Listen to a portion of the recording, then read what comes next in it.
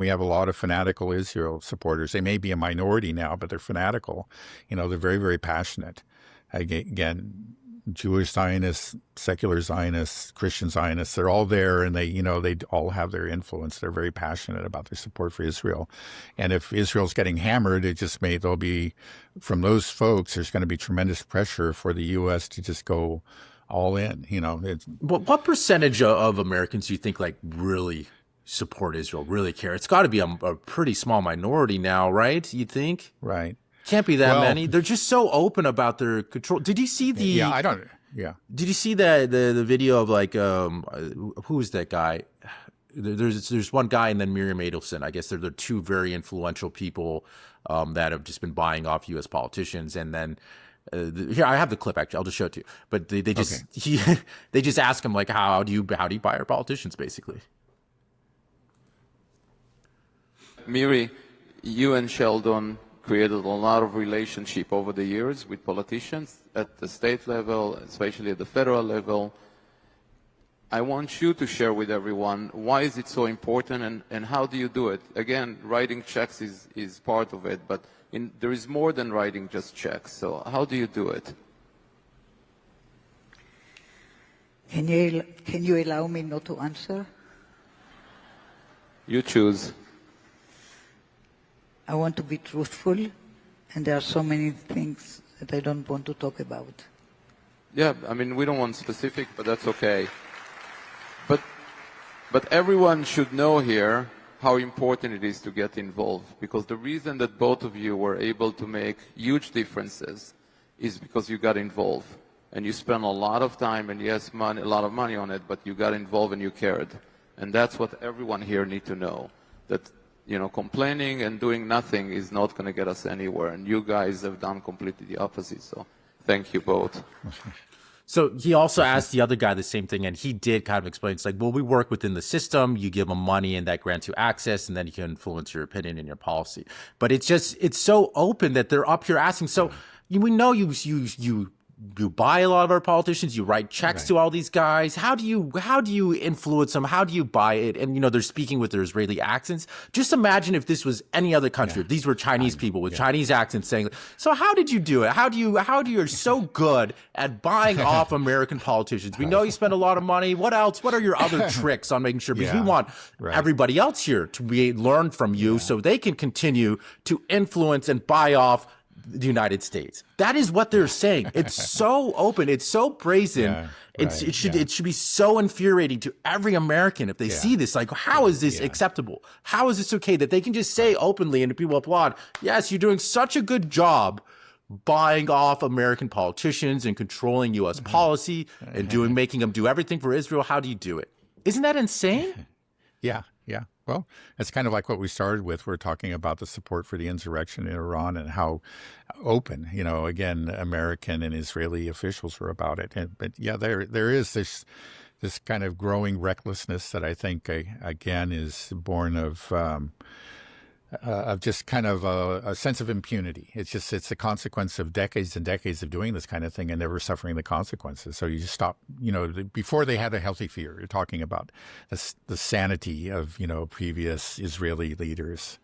Now they don't have that healthy fear anymore. They've lost that caution. And I think, again, it's another case of pride goeth before a fall. This was really very foolish. In the end, the people are seeing it. It's going to take some time. I hope it's not too much time before enough people get really mad and we see real consequences, to this kind of behavior. But I think it's inevitable. That's the one thing that, again, we can be very hopeful about. There's so many things that are just very grim realities within the Middle East and Gaza and the West Bank. But I think we are those kind of clips, that it's the sort of thing that you wouldn't see in the past. And that combined with, the very open criticisms by people like Tucker Carlson, and then the fact that, again, so many Democratic politicians are actually refusing AIPAC money tells me something has really changed fundamentally, and we are headed in the right direction. There is an awareness of this. And this is, if we're looking for some reason to hope, I think it's there.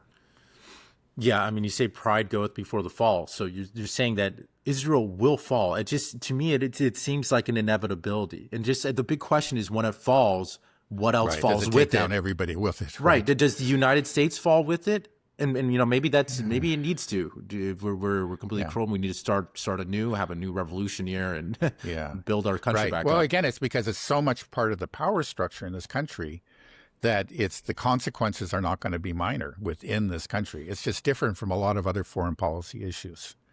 Again, even like Russia and Ukraine, we have an elite that's really committed to it, but it still cannot rival, the passionate attachment to Israel that's held by so many people in the elite and a good part of the general population.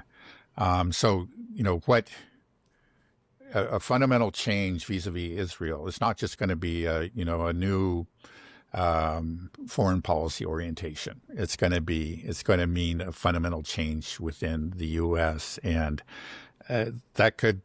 I don't know what that's going to involve, but it's going to be, it could be cataclysmic. It could be, it's going to shake the very foundations of our system because they are part of the foundations of our system now, unfortunately. Yeah, I didn't mean to spend so much time talking about this, but it's just the most fascinating story of our time. Is this? Well, we have a lot of fascinating stories in our time, but it is. I think, important. but I think this one is just so incredible. The story of Zionist control of this country and just the whole state of Israel. I think it has right. I agree. So, but there is a lot of other crazy stuff going on. I know you mentioned at the end of our last podcast that you want to talk a bit about Ukraine and Syria. I don't know if we have too much time, but do you want to jump into any of those? Well, actually, new things have come up. I mean, it's hard to keep up with the news now. I think we just have to mention that, what's happening between the U.S. and Russia over Ukraine. Witkoff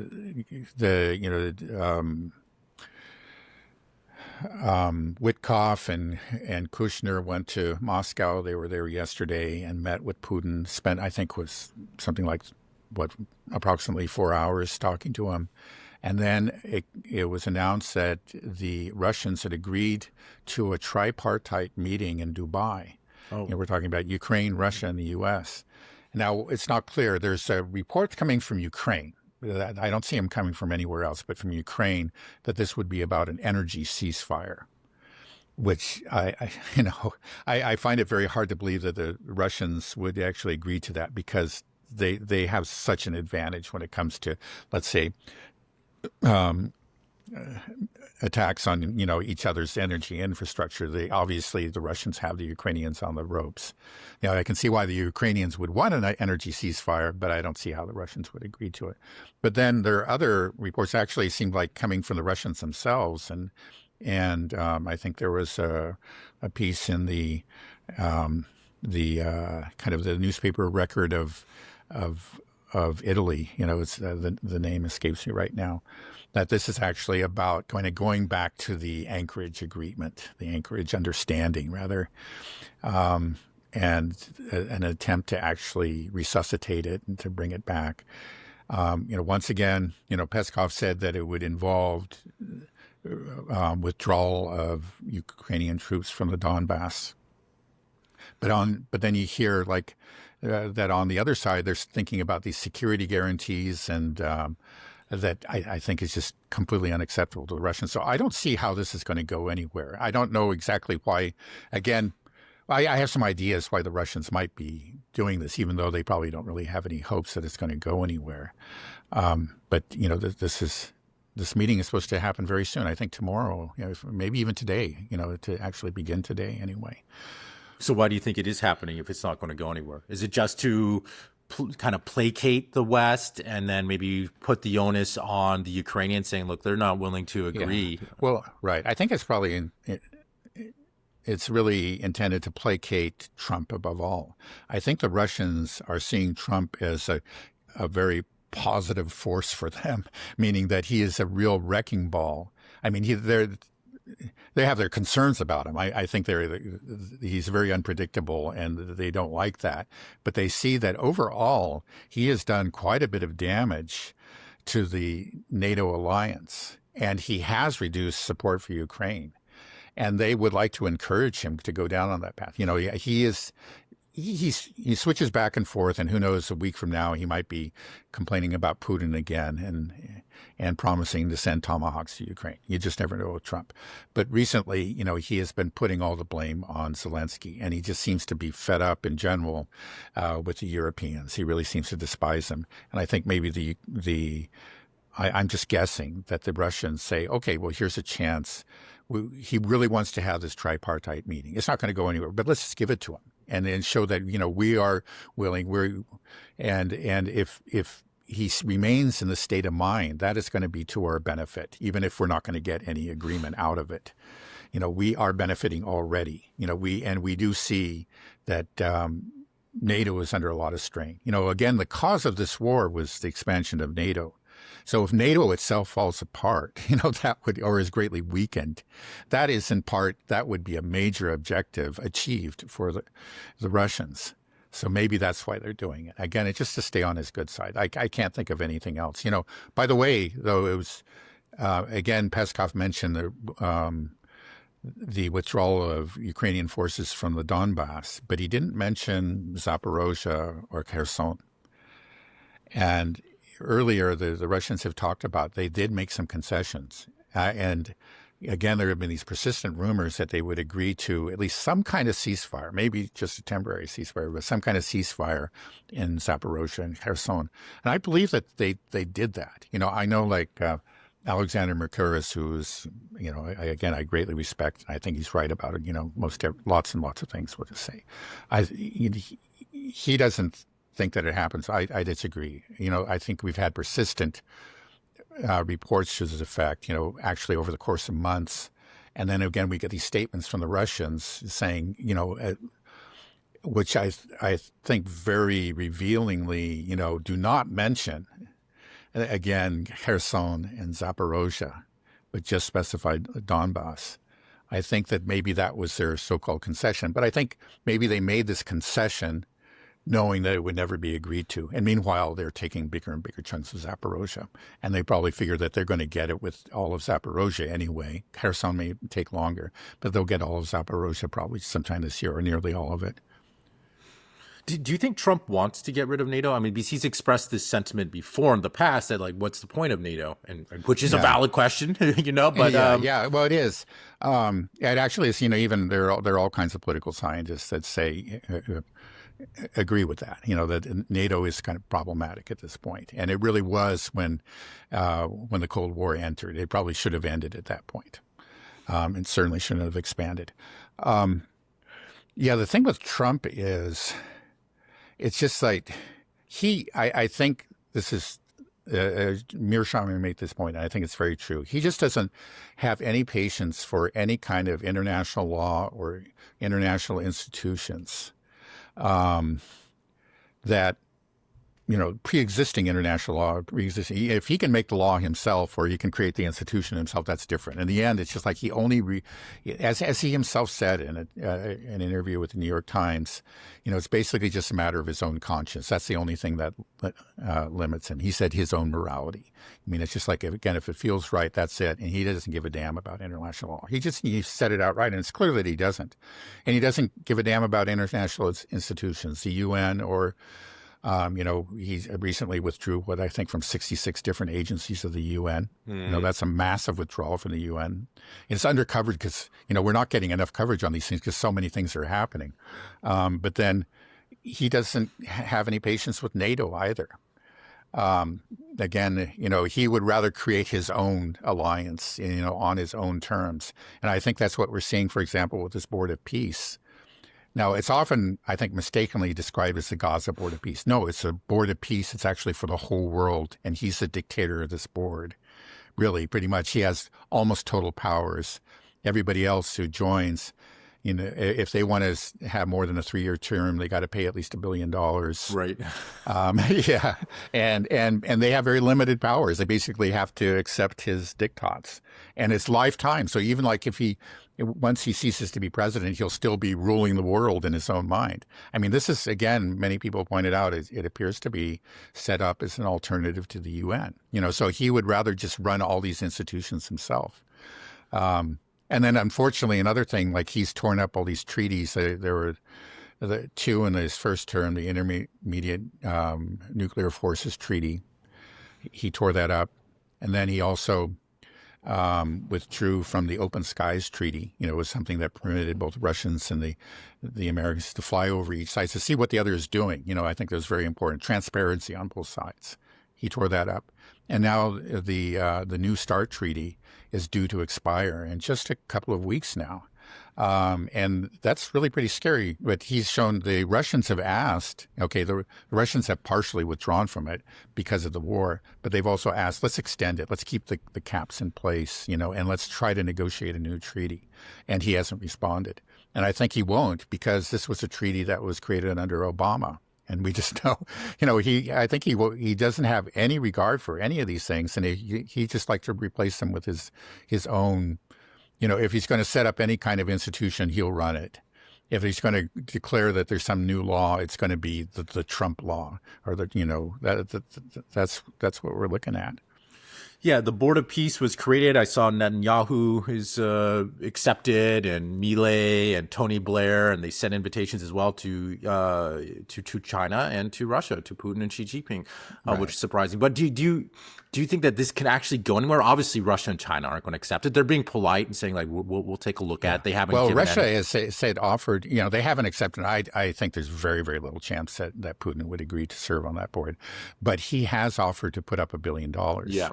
Of his own Russian frozen assets in the U.S. To reconstruct Gaza, if right? you use it, yeah, if it's used to reconstruct Gaza. So I think that was very clever. It's just a way of saying no without saying no, and you know, appearing to show some kind of support. You know, again, I think this is part of the Russian strategy, is that we don't want to, we want to stay on the good side of the royal toddler here.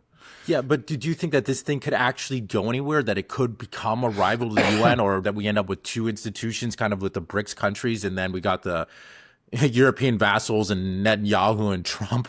I mean, I don't want to be part of that group. You know, I don't want this to be my side, to be Trump, Netanyahu, Tony Blair ruling, saying we're the Board of Peace. Right. And the first thing to do is to finish destroying Gaza and then bomb Iran for the name of peace, you know? Yeah. I don't know. You know, it may end up having maybe a limited, maybe it'll survive. You know, one thing is that it's hard to see that it would, it kind of depends. You know, let's say if the next president is Vance, it may actually continue to grow and actually start to become a rival to the UN, at least in some areas of the world, maybe in the Western Hemisphere, even though it was, you know, created in response to Gaza. I don't know, you know, or it just may become an alliance of people that are still, who want to stay on the good side of the U.S. You know, actually, who was it? Lukashenko agreed to join the board, and I think, you know, but I think the reason, like, he and others have joined it is that they're just trying to stay on Trump's good side and hoping to get some goodies from him. I don't think it's like they really think that this is going to be something that is going to do, you know, help the world or anything like that. And then when Trump ceases to be president, it probably will become defunct. Probably, you know, I'm just saying maybe not if Vance is the next president. Maybe not. It's really, we're just in uncharted waters. We just don't have any precedent for anything like this right now. Yeah, well, I mean, the thing is, if people like Lukashenko or Putin or Xi did join her, then I think this would have helped destroy kind of the NATO alliance. Because ironically, I feel like Trump, well, he respects Putin and Xi Jinping. It seems to be that's clear. And I think in a way he even likes them. Even though they're supposed to be our main adversaries, he does not respect the Europeans. He does not respect our so-called allies. So I think he was been frustrated because he wasn't able to, impose his will on Russia and China. But I think that garners respect. And so now he's just kind of turned inwards and be like, well, who can I bully? The Europeans. Yeah, no, I think that's right. The He's Europeans a bully, are easy. and then and he's found he couldn't bully the Russians and the Chinese. I think that's very true. I think that's right. Right. So he can bully Europeans, and he's just a lot of fun for him. Right. So we have the whole crazy Greenland debacle. Maybe we won't even get into it. I think we're probably just one thing I want to mention about the Greenland thing. I mean, isn't it funny how Trump keeps on saying we got to do it because if we don't take it, Russia and China will take it, and two countries that seem to be completely on board with this, with the U.S. taking Greenland, is Russia and China. They haven't said anything. They're like, go for it, man. We don't care. Yeah, well, basically, I haven't heard any statement from the Chinese. Yeah, they just don't care. Maybe I heard one condemnation, but in general, they're staying quiet. But the Russians seem to be egging them along. Yeah, and I think it's because they just understand how. Yeah, because first of all, obviously they don't care. It doesn't make any, because the whole thing that it's essential for U.S. security and the Russians want it's absurd. And they have no interest in it. They know that it's NATO territory. It's basically, as far as security goes, it's basically already American territory. So nothing would change, for them if the Americans simply took it. It would just. But they understand if the Americans just took it, the consequences for NATO would be severe. So, yeah, go for it. That's what they're saying. Yeah, didn't Putin even say something like, I think a fair price is like $156 million, something like that? I don't know, something. Yeah, we did this calculation based on the U.S. purchase of Alaska from Russia in the 19th century. And yeah, it came out to something like $1 billion, which just shows how cheap that purchase. That's just ridiculous that the Russians got so little for that land. So $1 billion. They say, yeah, okay, maybe, why not? Buy it for $1 billion. Yeah, well, let me end with this clip. I'm sure you've seen it. It's Chancellor Merz talking about how we need to protect Greenland.